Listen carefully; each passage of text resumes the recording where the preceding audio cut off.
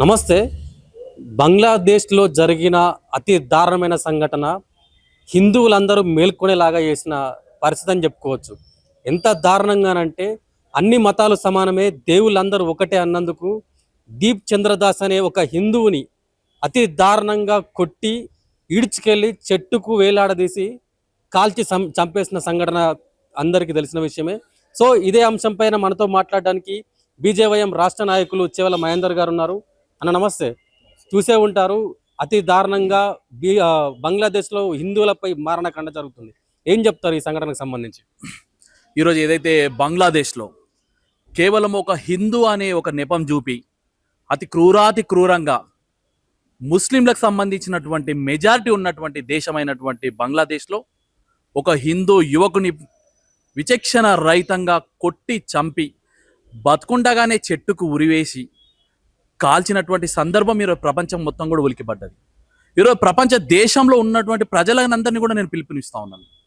ప్రపంచంలో ఉన్నటువంటి దేశంలో ఉన్నటువంటి రాజకీయ నాయకులు కావచ్చు, లేకుంటే వ్యాపారవేత్తలు కావచ్చు, లేకుంటే సమాజంలో ఉన్నతంగా ఆలోచించే వ్యక్తులందరూ కూడా కావచ్చు, ఈ విషయం పైన ప్రతి ఒక్కరు కూడా స్పందించాలి. ఈరోజు చెప్తా ఉన్నాం, భారతదేశం అంటే లౌకికవాదం అని చెప్తాం.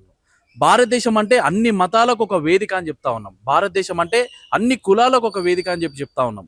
అంటే అందరూ కూడా భారతదేశానికి వచ్చి స్వేచ్ఛగా స్వతంత్రంగా బతికే హక్కు ఉందని చెప్తా ఉన్నాం.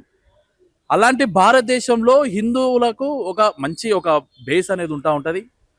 ఎవరైనా కానీ, ఏ మైనారిటీనైనా కానీ భారతదేశంలో గుండెలో పెట్టుకొని చూసుకున్నటువంటి ఒక కల్చర్ ఉన్నది. మరి ఇతర దేశాలలో మైనారిటీలు అయినటువంటి హిందువుల పైన ఈ విధంగా విచక్షణ రహితంగా కొట్టడం కావచ్చు, చంపడం కావచ్చు, లేకుంటే తుపాకులతో కాల్చి చంపడం కావచ్చు, ఈ విషయాలన్నీ కూడా చూస్తుంటే ఎందుకు ప్రపంచం మౌనంగా ఉందని చెప్పేసి ఒక సందర్భంగా అడుగుతా ఉన్నాం. బంగ్లాదేశ్లో ఉన్నటువంటి మైనారిటీలు అందరూ కూడా గుర్తుపెట్టుకోవాలి. బంగ్లాదేశ్లో ఉన్నటువంటి రాజకీయ నాయకులంతా కూడా గుర్తుపెట్టుకోవాలి. బంగ్లాదేశ్లో ఉన్నటువంటి ఎవరైతే ఉద్యమాన్ని నడిపిస్తారో వాళ్ళందరూ కూడా గుర్తుపెట్టుకోవాలి. తస్మాత్ జాగ్రత్త. ఈ రోజు మీకు ఆ బంగ్లాదేశ్ స్వాతంత్రం వచ్చిందంటేనే ఈ యొక్క భారతీయులు పెట్టినటువంటి భిక్షగా మీరు కొనియాడాలి. అరే భయ్, మీరు 100 ఏండ్లు భారతీయుల యొక్క కాళ్ళు గడిగి నెత్తి మీద చల్లుకున్నా కానీ మీకు ఆ యొక్క పుణ్యం దక్కదు.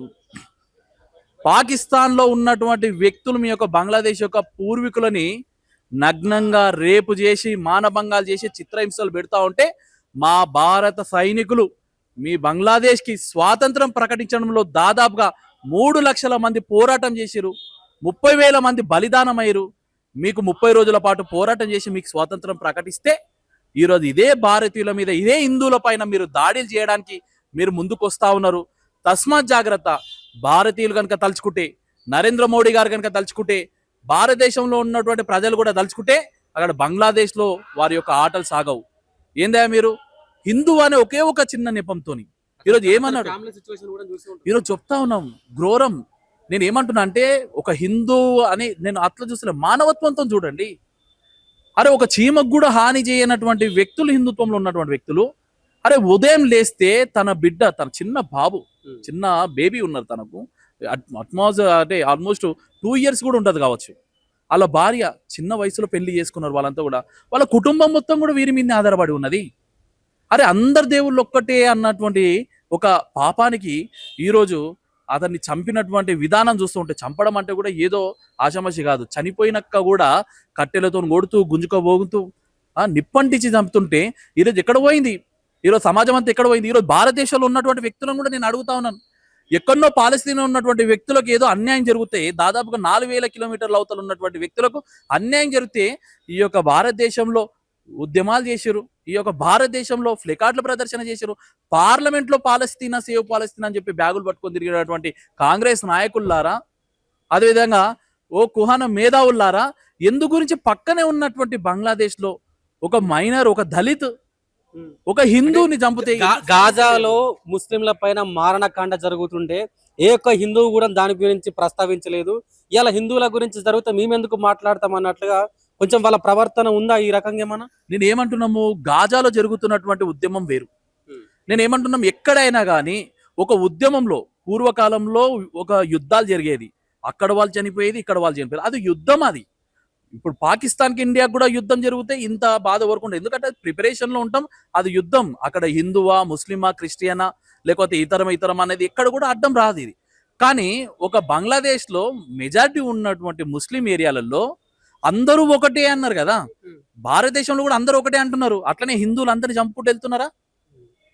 ఒకవేళ అందరూ ఒకటే అన్నటువంటి విధానం భారతదేశంలో వస్తుంది, దాని మెజారిటీ పీపుల్స్ అయినటువంటి హిందువులు కనుక వ్యతిరేకించినట్లయితే ఈడెవరైనా బతికి పట్టగలుగుతారా? అరే బంగ్లాదేశ్లో కొంతమంది లిమిట్గా ఉన్నటువంటి హిందూ ప్రజలందరూ కూడా అందరూ ఒకటే, అందరం మంచిగా ఉందామని చెప్పేసి ఆయన ఏం ప్రసంగాలు ఇవ్వలేదు. ఆయన బహిరంగ సభలు పెట్టేసి మైక్లలో లక్షల మందికి ప్రసంగాలు ఇచ్చి మోటివేషన్ చేసినటువంటి విధానం కూడా ఎక్కడ కూడా లేదు. పోలీసులే అతన్ని చూస్తున్నాం, మన వీడియోలు చూస్తున్నాం. పోలీసులు మంచిగా పక్కకు, అరే భయంతోని కళ్ళల్లో భయం కనిపిస్తుంది, కళ్ళల్లో ఆవేదన కనిపిస్తుంది. రేపు అరే నాకేమైనా జరిగితే నా పిల్లల్ని ఎవరు చూసుకుంటారు, నా భార్యను ఎవరు చూసుకుంటారు, నా కుటుంబాన్ని ఎవరు చేసుకుంటారు, అరే నేను అన్యం పుణ్యం తెలియకుండా వీళ్ళ చేతుల్లో పడి నేను చనిపోతా ఉన్నాను, అమ్మా నన్ను కాపాడండి, పోలీసులారా నన్ను కాపాడండి అని చెప్పేసి అరే మానవత్వంతో ఆలోచించినటువంటి పోలీస్ వ్యవస్థ ఆడ ఉన్నది. ఈరోజు చెప్తా ఉన్నాం, అక్కడ పోలీస్ వ్యవస్థ నాశనం అయిపోయింది, అక్కడ ప్రజాస్వామ్యం మొత్తం కూడా కూని అయిపోయింది. ప్రపంచంలో ఉన్నటువంటి దేశాలన్నీ కూడా ముందుకు రావాలి. బంగ్లాదేశ్ మొత్తం కూడా విచ్ఛిన్నం అయిపోయింది. బంగ్లాదేశం మొత్తం కూడా అక్కడ మైనార్టీల కొరకు కూడా సురక్షిత లేదు. కాబట్టి అన్ని దేశాలు కూడా ముందుకు వచ్చి అక్కడ ఎవరైతే మైనార్టీలుగా ఉన్నారో అక్కడ హిందువులకు అందరు కూడా న్యాయం జరగాలంటే ఖచ్చితంగా బంగ్లాదేశ్ మీద ఆంక్షలు విధించాల్సిందే. ఖచ్చితంగా ఎవరైతే నిందితులు ఉన్నారో వాళ్ళందరూ కూడా శిక్షించాల్సిందే అని చెప్పేసి మేమందరం కూడా కోరుకోవడం జరుగుతుంది. ఇక్కడ ఉన్నటువంటి సినీ యాక్టర్లు అందరూ కూడా అరే చిన్న చిన్న విషయాలలో అరే మా ముస్లింలకు ఇది జరిగింది, అన్యాయం జరిగింది, క్రిస్టియన్లకు ఇది అన్యాయం జరిగింది, పొద్దున్న లేసే ఏడుస్తూ తుడుస్తూ అరే ముసలి కన్నీరు కారుస్తున్నటువంటి వ్యక్తులు మరి ఒక్కడంటే ఒకడు అరే బంగ్లాదేశ్లో జరిగింది తప్పు, బంగ్లాదేశ్లో మీరు చేసింది ముమ్మాటికి తప్పు, మేము వ్యతిరేకిస్తున్నాం అని చెప్పేసి ఎందు గురించి నోరిప్పడం లేదు? అంటే భయమా? అంటే చాతగానితనమా? ఎందుకోసం ఒక భారతదేశంలో ఉన్నటువంటి వ్యక్తులకు మీరు ఎట్లాగో సపోర్ట్ చేయరు? మైనారిటీగా ఉన్నటువంటి వ్యక్తులు, ఇతర దేశంలో హిందూ అని చెప్పుకొని బతుకుతున్నటువంటి వ్యక్తులు వాళ్ళు భయంతో బతుకుతున్నారు. అక్కడ పాకిస్తాన్లో చూస్తే గుళ్ళు గోపురాలు కూల్చేస్తా ఉన్నారు. ఇక్కడ చైనాలో చూస్తే హిందువులకు సంబంధించినటువంటి ఆనవాళ్ళే లేకుండా చేసినారు. ఇక్కడ బంగ్లాదేశ్లో చూస్తే ఎక్కడ విచ్చలవిడిగా ఊచకోత కోస్తా ఉన్నారు. అరే ఏంది? అరే బర్మా దేశంలో ఉన్నటువంటి హిందువులు 90% ఉన్నటువంటి వ్యక్తులు ఈరోజు మైనార్టీలు అయిపోయినారు. అరే నేపాల్లో చూస్తే మాది అని చెప్పి ఆక్యుపై చేసుకుంటున్నారు. ఈ ప్రపంచంలో ఎక్కడ చూడు హిందువుల మీదనే ఎందుకు వివక్షత? అరే ముస్లిం కంట్రీస్ 100కు పైగా ఉన్నాయి, క్రిస్టియన్ కంట్రీస్ దాదాపు 100కు పైగా ఉన్నాయి. అరే ఒకే ఒక దేశం భారతదేశం, హిందువులకు ఒకే ఒక దేశం భారతదేశం. ఈ భారతదేశం మీద మీకు ఎందుకు అంత వివక్షణ? ఈ భారతదేశంలో హిందువులను కాపాడుకునేటువంటి శక్తి కూడా రానియకుండా ఈ ఎవరైతే లౌకికవాదం అనే పేరు చెప్పుకొని సెలబ్రిటీలు ఎవరైతే ఉన్నారో వాళ్ళు ఇప్పటికైనా కళ్ళు తెరవాలి. ఈ దేశంలో ఉన్నటువంటి హిందువులకు మీరు మద్దతు పలకాలి. ఇతర దేశాలలో బతుకుతున్నటువంటి హిందువులకు కూడా మీరు మద్దతు తెలిపే ప్రయత్నం చేస్తే మా హిందుత్వం అనేది బతుకుతుంది. హిందుత్వం బతుకుతుంది అంటే కేవలం ఒక కమ్యూనిటీ మాత్రమే కాదు, ఒక మతం మాత్రమే కాదు. హిందుత్వం అంటే సమాజంలో ఉన్నటువంటి అన్ని వనరులు కాపాడే హిందుత్వము. అలాంటి హిందుత్వాన్ని కాపాడే ప్రయత్నం సెలబ్రిటీలు కూడా చేయాలి. మోకుసూటిగా ఎక్కడైతే విదేశాలలో ఎవరైతే హిందువులను ఊచకోత కోస్తున్నారో ఆ ప్రభుత్వానికి వ్యతిరేకంగా మీరందరూ కూడా గలం విప్పాలని చెప్పేసి మా యొక్క ప్రాధాన్యత. ముఖ్యంగా ఇక్కడ ఒక పక్క దేశంలో హిందువులపై ఇంత దాడి జరుగుతుంటే ప్రధానమంత్రి నరేంద్ర మోడీ గారు ఇంతవరకు నోరు తెరవలేదు. ఇప్పుడు ఎలక్షన్స్ లేవు కాబట్టి నరేంద్ర మోడీ గారు ఈ విషయాన్ని ప్రస్తావించట్లేదు. ఒకవేళ ఎలక్షన్స్ ఉండేది ఉంటే దీన్ని పెద్ద రాదంతం చేసేవాళ్ళని చెప్పేసి కొంతమంది మాట్లాడుతున్న పరిస్థితి. ఇదే వ్యక్తులు ఇప్పుడు ఎవరైతే వ్యక్తులు టీవీ డిబేట్లలో కావచ్చు, లేకుంటే సోషల్ మీడియా వేదిక కావచ్చు, ఇదే వ్యక్తులు ఏంటంటే ఆయన ఒక ప్రధానమంత్రి స్థాయి అంటే ఒక వ్యక్తి గురించి ఆలోచించాలన్నా, ఒక వ్యక్తి గురించి ఆలోచిస్తారా, మాట్లాడతారా అన్నటువంటి విషయాలు కూడా గతంలో మాట్లాడినటువంటి విధానాన్ని మనం అందరం కూడా చూసినాం. ఈరోజు మోడీ గవర్నమెంట్ ఎక్కడ కూడా చేతులు కట్టుకొని ఎక్కడ కూడా లేదు. ఈరోజు మీకు చూస్తూ ఉన్నాం, ఎవరైతే ఇప్పుడు తాత్కాలికంగా ప్రధానమంత్రిగా ఉన్నటువంటి బంగ్లాదేశ్ సంబంధించినటువంటి మన విదేశాంగ మంత్రి ఎప్పుడు కూడా మంతనాలు జరపలేదా? మొన్నటికి మొన్న ఏదైతే ప్రధానమంత్రి గారు మన భారతదేశానికి వచ్చినప్పుడు చేసినాం, మాకు అప్పచెప్పండి అని చెప్పేసి వాళ్ళ రక్షణ విభాగం మొత్తం కూడా మన జయశంకర్ గారితో మంతనాలు జరిపినప్పుడు మేము వాటిని అన్నిట్లను కూడా కేర్ చేసే పరిస్థితి లేదు. అక్కడ మా భారతీయులకు అందరు కూడా సురక్షితంగా ఉన్నన్ని రోజుల వరకు మా యొక్క ప్రవర్తన ఇదే విధంగా ఉంటుందని చెప్పేసి ఎక్కడికక్కడ ఫారెన్ అఫైర్స్ లో ఎక్కడికక్కడ వాళ్ళకి ఎక్కడెక్కడైతే అడ్డుకట్టలేనో అక్కడంతా కూడా నరేంద్ర మోడీ గారు అడ్డుకట్ట వేస్తూనే ఉన్నారు. ఈరోజు అట్లా అంటే నేను చెప్తా ఉన్నాం, ఈరోజు నరేంద్ర మోడీ గారు ఎక్కడ కూడా క్లెయిమ్ చేసుకుంటలేడు ఏది కూడా. చెడులో కూడా మనం చెడులో కూడా రాజకీయం చెయ్యొద్దు అనే ఒక ఆలోచనతో బీజేపీ ప్రభుత్వం లేకపోతే నరేంద్ర మోడీ గారు ఉన్నారు కాబట్టి ఈరోజు మేమంతా కూడా శాంతి కూడా మా యొక్క ప్రయత్నాలు మేము చేస్తూ ఉన్నాం. అట్లంటే ఈరోజు ఢిల్లీలో ఏదైతే బంగ్లాదేశ్ సంబంధించినటువంటి ఎంబసీ ముందర ఈరోజు ప్రోగ్రామ్స్ అయితలేవా? ఈరోజు మేము గలం ఇప్తలేమా? ప్రతి దగ్గర భారతదేశ వ్యాప్తంగా మేము ప్రతి దగ్గర చేస్తా ఉన్నాం. అంటే ఎలక్షన్లు లేవంటే ఇప్పుడు రాబోయే రోజుల్లో 3-4 నెలలు ఎలక్షన్స్ లేవా ఇక్కడ కూడా? అస్సాంలో ఉన్నాయి, మిగతా ఏరియాలలో ఉన్నాయి. అంటే మేము ఇది రాజకీయ కోణంగా మేము ఆలోచిస్తలేము. నరేంద్ర మోడీ గారు ఒక ప్రధానమంత్రిగా, అది భారతదేశంలో ఉన్నటువంటి అన్ని కులాలకు అన్ని మతాలకు సంబంధించినటువంటి ప్రధానమంత్రిగా ఒక హుందాగా ఆలోచిస్తారు. వారి యొక్క ప్రయత్నాలు ఏమేమైతుంటే వాటిని అన్నింటిలో కూడా ప్రయత్నం చేస్తా ఉన్నారు. ఇప్పటికిప్పుడు అక్కడ భారతదేశంలో ఉన్నటువంటి ప్రజలు ఎవరైతే ఉన్నారో, భారతీయులు ఎవరైతే ఉన్నారో వాళ్ళందరినీ కూడా అలర్ట్ చేయడం కావచ్చు, వాళ్ళ సురక్షిత ప్రాంతాలకు చేర్చడం కావచ్చు, అన్ని విధాలుగా గ్రౌండ్ లెవెల్లో వర్క్ అవుతుంది. ఒకవేళ వాళ్ళకి డౌట్ కనుక ఉన్నట్లయితే ఖచ్చితంగా వాటి గురించి వెరిఫై చేసి వాళ్ళకు కళ్ళ కట్టినట్టు చూపించడానికి కూడా భారతీయ జనతా పార్టీ రెడీగా ఉంది. సరే, మరో ముఖ్యమైన విషయం ఏమిటంటే బంగ్లాదేశ్లో హిందువులుగా ఉండే మైనార్టీలు 20% మీద అంత దారుణమైన దాడులు జరుగుతున్నాయి. భారతదేశంలో 80% హిందువులు ఉన్నా కూడా 20% ఉన్న ముస్లింలు మొన్నటికి మొన్న ఎంఐఎం నాయకుడు ఒకతను డైరెక్ట్గా బహిరంగంగా స్టేట్మెంట్ ఇచ్చిండు. మేము తలుచుకుంటే హిందువుల మీదకి తిరగబడితే వాళ్ళు పరిగెత్తడానికి, వాళ్ళు పారిపోవడానికి గల్లీలు సరిపోవు, రోడ్లు సరిపోవు అని చెప్పేసి ఒక స్టేట్మెంట్ ఇచ్చిండు. దీని గురించి ఏమంటారు అసలు? ఇది ఖచ్చితంగా హిందువుల యొక్క మంచితనాన్ని చాతగానితనంగా చూపిస్తున్నటువంటి విధానాన్ని నేను గుర్తు చేస్తా ఉన్నాను. మేము ఏమంటున్నామంటే ప్రతి భారతీయులు, అది కులాలకు మతాలకు అతీతంగా అందరూ కూడా సమానంగా బతికే అవకాశం ఉందని చెప్పేసి ప్రతి భారతీయుడు కోరుకుంటా ఉంటాడు. అందులో హిందువుల యొక్క మొదటి నినాదం సర్వేజన సుఖినో భవంతు అనేసి ఉంటుంది. సర్వేజన హిందూ భవంతు, సర్వేజన హిందువులే మంచిగా ఉండాలి, లేకుంటే మా ఈ రాష్ట్రంలో మంచిగా ఉండాలి, ఆ రాష్ట్రంలో మంచిగా ఉండాలని ఎప్పుడు కూడా కోరుకోదు.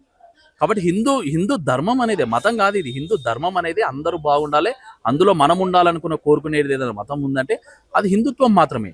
అట్లా భారతీయులందరూ కూడా కోరుకుంటా ఉన్నాం.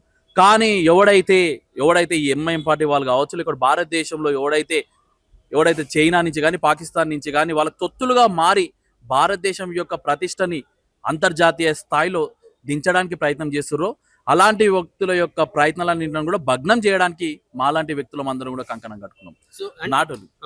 నాట్ ఓన్లీ మేము బీజేపీ వాళ్ళం మాత్రమే కాదు, లేకుంటే ఇంకొకరు కాదు, ప్రతి భారతీయునికి యొక్క బాధ్యత ఇది. అది ముస్లిమా, హిందువా, క్రిస్టియన్ అందరూ కూడా. నేను ఈరోజు అడుగుతా ఉన్నాను, నేను భారతదేశంలో ఉన్నటువంటి ముస్లింలు అందరూ కూడా ఎందుకు వ్యతిరేకించారు దాన్ని? నేను ఏమంటున్నాను, ఒక ఉగ్రవాది యొక్క దాడి జరిగినప్పుడు బయటికి రండి. ప్రతి ముస్లిం టెర్రరిస్ట్ కాదు, కానీ ప్రతి టెర్రరిస్టులలో ముస్లిం ఉన్నాడు కదా. ఎందుకు అవేర్నెస్ చేయలేకపోతున్నారు? మదర్సాలు పెట్టి ఎందుకు జాతీయతని వాళ్ళకు ప్రేరేపించలేకపోతున్నారు? ఎందుకు జాతీయ భావాలను నింపలేకపోతున్నారు? ఎందుకు భారత్ మాతకి జై అనలేకపోతున్నారు? ఎందుకు వందే మాత్రం అనలేకపోతున్నారు? ఇవేమి భారతీయ జనతా పార్టీ ఇప్పుడు పెట్టినవి కావు కదా. వందే మాత్రం అనేది దేశ స్వాతంత్రం కోసం ఉపయోగపడ్డది. భారత్ మాతకి జై అన్నది దేశ స్వాతంత్రం కోసం ఉపయోగపడింది. జై హింద్ అనేది దేశ స్వాతంత్రం కోసం ఉపయోగపడ్డటువంటిది. ఎందుకోసం మీరు వివక్షత చూపిస్తారు? మీ పిల్లలకు మంచి మార్గం నేర్పియండి. మా తల్లిదండ్రులు ఈరోజు మేము బయటికి పోయి కొట్లాడకపోతాం అంటే వద్దు నాయన అని చెప్పేసి ఒక మంచి మార్గంలో తీసుకోబోతుంటారు. కానీ మనం మీ కమ్యూనిటీలో అలాంటి పరిస్థితి తీసుకొస్తున్నారా? ఎప్పుడు కూడా అసౌద్యం ఓవైసీ ఎంఐఎం వాళ్ళు ఎప్పుడు కూడా అక్షరాస్యత గురించి ఏ రోజైనా మాట్లాడినటువంటి విషయాన్ని ఎప్పుడైనా ఉందా? ఎప్పుడైనా ఓల్డ్ సిటీ డెవలప్మెంట్ కోసం అడిగినటువంటి విధానం ఎప్పుడైనా ఉందా? ఎప్పుడైనా మీ మోరీలు సరిగ్గా చేద్దామనే ఒక ఆలోచన ఎప్పుడైనా ఉన్నదా? ఎప్పుడు లేదు. కమ్యూనల్ ఫీలింగ్ తీసుకొని రావాలి, వాళ్ళని ఎప్పుడు కూడా అభివృద్ధిలో అణచివేసే ప్రయత్నం చేయాలి, హిందువుల మీదకి రెచ్చగొట్టి పంపించాలనే ప్రయత్నం అక్కడ జరుగుతూ ఉన్నది. కాబట్టి హిందువులు ఎక్కడ కూడా అమాయకంగా లేరు. దేశం బాగుండాలంటే అల్లర్లు ఉండొద్దని ఒక ఆలోచన మాలో ఉన్నది కాబట్టి ప్రశాంతంగా ఉన్నాం. ఎప్పుడైతే ఈ దేశం యొక్క ఉనికిని, ఈ యొక్క దేశం యొక్క గౌరవాన్ని తగ్గించే ప్రయత్నంలో భాగంగా అల్లర్లు సృష్టిస్తాం అనే ఆలోచన మీకు వస్తే మాత్రం తక్షణమే మేము మా యొక్క ప్రతాపం ఏందో చూపించడానికి కూడా మేము సిద్ధంగా మేల్కొన్నారా హిందువులు ఈ ఉదాంతం ద్వారా? ఏమైనా ఇప్పుడే కాదు, ఎప్పుడు కూడా పడుకున్నటువంటి విధానం ఎక్కడ కూడా లేదు. సహనంతో ఉన్నాం మేమంతా కూడా. ఇది మనది, మన ఇల్లు మనది అనే ఆలోచన ఎప్పుడు వస్తుందో అప్పుడు ప్రశాంతంగా, లేకపోతే కొద్ది జాగ్రత్తగా ఉండే తత్వం ప్రతి మనిషిలో ఉంటుంది. ఇప్పుడు ఈ భారతదేశం మనది, మా కుటుంబం అనే ఆలోచన మాకు ఉన్నది కాబట్టి మేము ప్రశాంతంగా ఆలోచించుకుంటూ ఏం చేయాలి, ఏ విధంగా చేస్తే ఈ యొక్క సమస్యలు తీరుతాయి అనే ఆలోచనలో మాకు ఉన్నాయి. ఎప్పుడైతే మా యొక్క ఇంటినే ఖరాబ్ చేస్తాం, మా యొక్క ఇంటినే కూల్చివేస్తాం, మా యొక్క మూలాలనే తుడిచేస్తామంటే ఎక్కడ కూడా హిందుత్వం అనేది చూసి ఊరుకోదు. దానికి తగ్గ విరుగుడు కూడా మా దగ్గర ఉన్నది. దా స్థాయిలో కూడా కొట్లాడడానికి కూడా మేము సిద్ధంగా ఉన్నాం.